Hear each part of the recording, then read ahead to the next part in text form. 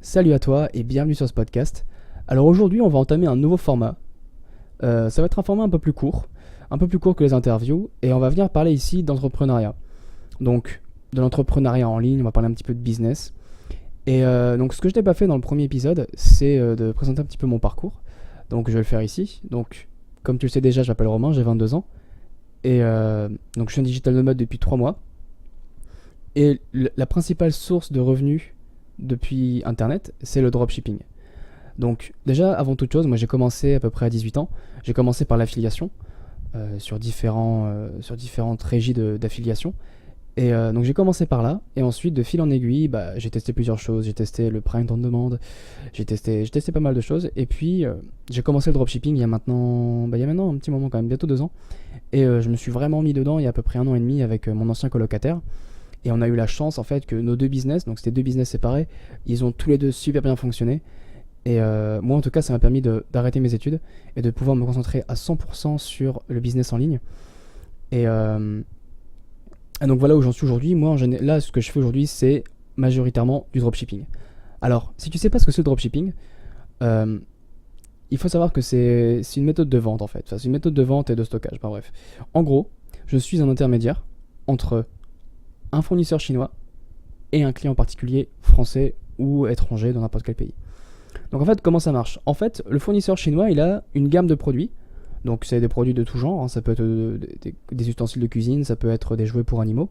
Et en fait, moi, je vais venir chercher ces produits-là, venir les mettre sur mon site e-commerce, et de derrière faire du marketing. Donc de faire venir des clients sur mon site internet, qui procèdent à l'achat. Et moi derrière, ce qui se passe, c'est que je reçois l'argent du client et je passe commande à mon fournisseur. Le fournisseur, il reçoit ma commande et il l'envoie directement au client. Donc en fait, déjà de 1, je n'ai pas de stock. Le stock, c'est le fournisseur qui l'a. Et en plus, je ne vois même pas transiter le produit. C'est-à-dire que je peux me situer de n'importe où dans le monde. J'ai juste à passer mes commandes depuis AliExpress. Donc c'est un des sites les plus connus pour trouver des fournisseurs chinois. Donc du coup, mon fournisseur, il reçoit la commande et il l'envoie directement au client. Donc c'est comme ça que fonctionne le dropshipping.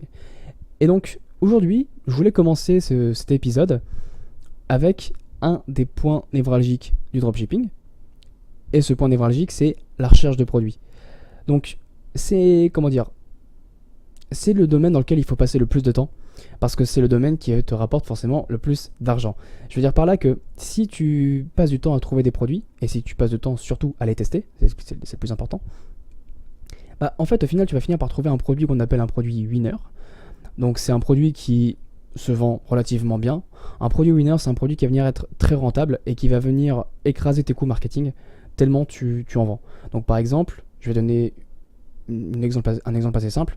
Sur internet, tu vas avoir différentes façons de venir marketer un produit. Tu vas avoir la plus connue, qui est Facebook. Tu vas avoir Google, tu vas avoir YouTube, tu vas avoir plein de plateformes sur lesquelles tu vas pouvoir venir faire du marketing. Et donc en fait, imaginons que sur une de ces plateformes, je mets 10 euros pour vendre mon produit, et que derrière, je reçois, je sais pas, 5 ou 6 ventes, et que sur ce produit-là que je vends, je fais à peu près 10 euros ou 15 euros de marge, tu comprends que sur ces 10 euros-là que j'ai investi en publicité, ils me sont super rentables. Donc ça, c'est ce qu'on appelle en général un winner. Donc le but du jeu du dropshipping, c'est de trouver des winners et de les vendre. Ok. Donc c'est pour ça que la recherche de produits, c'est un point vraiment critique du business, du dropshipping, parce qu'il faut toujours en faire pour trouver la nouvelle pépite qui n'a pas encore été vendue par personne et que tu vas pouvoir vendre, mais à des unités assez impressionnantes pour pouvoir vraiment avoir un business assez conséquent.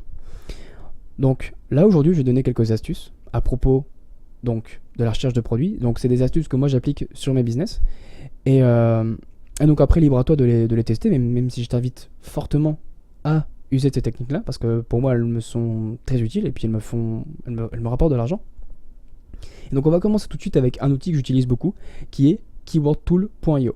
Donc je te l'appelle brièvement, c'est keywordtool.io. Donc sur ce site-là, en fait, tu as deux formats. Tu as un format payant et un format gratuit. Moi, en tout cas, le format gratuit, il est largement suffisant pour l'usage que j'en fais. Donc, qu'est-ce que keywordtool.io? Alors, en fait, ce site, c'est un immense catalogue de mots-clés qui va venir les chercher sur les gros sites tels Amazon, sur eBay, sur Google.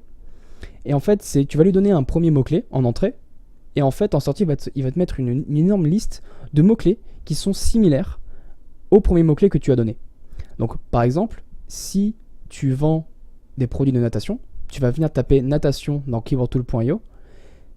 Et en fait, Keyword va venir te retourner une liste avec plein de mots-clés qui sont similaires à natation. Donc par exemple, ça va être, je sais pas moi, lunettes de plongée, ça va être palme, ça va être tuba, enfin il va y avoir plein de choses et plein de produits qui sont en rapport avec cette niche-là. Et donc ce qui est bien, c'est que ce site-là, j'utilise en fait pour m'inspirer, pour que quelque chose me donne en fait plusieurs idées de produits à vendre. Ce que je fais juste après, donc je vais avoir ma liste de produits, de mots-clés, et donc je vais venir les copier-coller. Donc je vais les copier sur Keyword Tool et puis je vais les mettre sur la barre de recherche AliExpress. Donc AliExpress, c'est le site le plus connu pour trouver des fournisseurs chinois. Donc je viens copier mon mot sur Keyword, je viens le coller sur AliExpress, et en fait AliExpress va venir me retourner tous les produits qui sont en rapport avec ces mots-clés. Donc ce que je fais juste après, c'est je ne trie pas comme pourraient le faire peut-être les plus débutants, c'est de venir trier par commande. Donc quand tu tries par commande, en fait, il va venir te mettre en première position les produits qui ont été vendus déjà à plusieurs centaines, voire plusieurs milliers d'unités. Donc effectivement, c'est bien parce que ça te donne quand même une idée si le produit il se vend et si les gens sont prêts à payer pour l'avoir. Mais comment dire, si sur ton marché cible, donc imaginons la France, et que en fait il y a déjà une personne qui a vendu plusieurs centaines d'unités en France, on va dire que t'es plus très frais en fait. Tu vas arriver dans un domaine où il y a déjà de la concurrence et c'est peut-être pas le meilleur environnement pour générer des revenus conséquents. Donc moi ce que je fais en général, c'est que je viens copier donc les mots sur Keyword, je les copie sur AliExpress et derrière je trie par nouveauté. Et en fait, trier par nouveauté, ça va me sortir donc de haut en bas les produits les plus récents dans la fameuse niche. Donc par exemple, c'était donc la niche tuba, on va prendre. Donc je vais prendre le tuba et en fait je vais venir le trier par nouveauté et donc AliExpress vient me trier tous les produits qui sont en rapport avec un tuba. Et donc tout ce qui se fait de nouveau en fait. Et à partir de là, je peux me faire une recherche de produits, je peux essayer de trouver peut-être une vidéo, je peux l'importer, etc. Donc Keyword Tool, il est vraiment bien pour venir s'inspirer. C'est-à-dire, si tu arrives un matin, que tu cherches des produits, que tu ne sais pas quoi vendre, tu vas venir taper ta niche. Donc moi en général, je suis sur des niches qui sont plutôt générales, mais imaginons que tu vendes sur la niche des chiens et des chats. D'ailleurs, tu es super original si tu fais ça. Mais imaginons que tu fasses ça, tu vas venir taper ça comme mot-clé sur Keyword Tool, il va t'en sortir plein. Et donc fais plusieurs copier-coller sur AliExpress et regarde un petit peu ce qui se passe, surtout en nouveauté. Parce que si tu tries par nouveauté, tu vas peut-être potentiellement trouver un produit qui n'a pas encore été, qui n'a pas encore été marketé sur internet. Et donc là, ça peut vraiment être une mine d'or et tu peux vraiment avoir des retours très conséquents sur ce genre de produit. Donc je t'invite fortement à venir trier par nouveauté. C'est super important. Donc ça, c'est pour keywordtool.io. Donc sur les, en fait j'essaierai de te mettre le lien un peu partout. Donc utilise uniquement la version gratuite, en tout cas pour moi c'est déjà très bien. Ensuite j'aimerais te parler d'autre chose, c'est de l'historique des transactions. Alors si tu es déjà familier avec AliExpress, tu sais très bien que en bas de la page produit, tu vas avoir un tableau qui va venir référencer en fait toutes les ventes de ce fameux produit. Donc comment ça se présente, c'est un tableau de 8 lignes avec un petit drapeau. Donc un drapeau du pays de l'acheteur, la première lettre du prénom de l'acheteur, ensuite il y a des étoiles pour des raisons d'ordre privé, pour pas venir divulguer le nom des personnes qui achètent ce genre de produit, et ensuite la quantité. Et en fait ça c'est un indicateur mais qui est absolument surpuissant pour savoir si ton produit a déjà été tapé ou non. Imaginons que tu vendes en France et que tu vendes dans la niche des chiens et des chats, tu vas venir trouver un produit qui s'est déjà vendu mettons à des centaines d'unités. Tu fais ouais putain il est pas mal et tout, et tu vas descendre tout en bas et tu vas voir que l'historique des transactions, effectivement il y a un américain ou un anglophone qui vend énormément dans l'anglophonie, donc aux États-Unis ou en Angleterre, mais tu vois absolument personne en France. Là tu peux déjà savoir deux choses qui sont super pratiques. C'est que déjà de 1, le produit se vend vu que quelqu'un arrive déjà à le vendre plusieurs fois. Donc comment tu fais pour déterminer ça? En fait c'est simple, hein. Tu vas voir par exemple le petit drapeau qui va être les États-Unis et tu vas voir sur par exemple plusieurs pages et plusieurs lignes la lettre S point des astérix et puis tu vas voir ça plusieurs fois. Donc il y a très peu de chances que si tu vois ce nom, que tu vois cette ligne là 30 fois, ça m'étonnerait que ce soit 30 prénoms commençant par S différents qui achètent aux États-Unis. Il y a forcément quelqu'un qui dropship ce produit. Donc ça te donne aussi une information, c'est pas vendu en France. C'est pas vendu en France, mais ça se vend ailleurs. Donc, il y a de fortes chances que ça puisse fonctionner. Donc, une fois que tu as ça, tu peux très rapidement faire des recherches sur YouTube et autres pour trouver une vidéo de comment fonctionne ce produit. Et derrière, tu fais ta page produit, tu marketes sur Facebook ou sur YouTube. Et puis, ça peut te permettre de trouver des produits sympas. Donc, je t'invite fortement à vraiment détruire l'historique des transactions pour chaque produit intéressant. Parce que c'est vraiment une mine d'or d'informations. Donc, je récapitule rapidement jusqu'ici. Donc, keywordtool.io, ça va te permettre donc, de pouvoir t'inspirer pour ta recherche de produits. Et également, n'hésite surtout pas à checker l'historique des transactions, parce que c'est là où tu vas avoir les informations de ouf.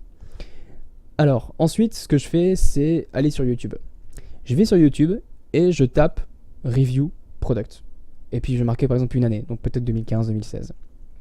Et en fait, tu as des gens qui ont pour comme occupation de prendre des vidéos d'eux en train d'ouvrir des colis.